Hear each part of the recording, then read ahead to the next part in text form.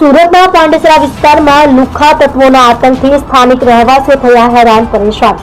સુરતના પાંડેસરા વિસ્તારમાં ઘણા દિવસોથી ગીતાનગર, માલતીનગર, બાલાજીનગર, પ્રભાતનગર, વિષ્ણુનગર, રણછોડનગર સહિતના વિસ્તારમાં અસામાજિક તત્વો અવારનવાર આતંક મચાવી રહ્યા છે।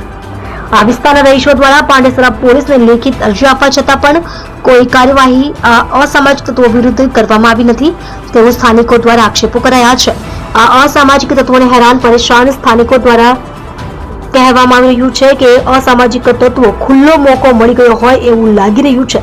જ્યારે સુરતની પાંડેસરા પોલીસ કામગીરી ઉપર સ્થાનિક લોકો દ્વારા સવાલો ઉભા કરાઈ રહ્યા છે। આવા લુખ્ખા તત્વો પર ક્યારે લગામ લગાવવામાં આવશે તેવો સ્થાનિકો દ્વારા સૂર પોકારવામાં આવી રહ્યો છે। તમે જોઈ રહ્યા છો એસટી ન્યૂઝ ચેનલ ફેઝર શેખની સાથે।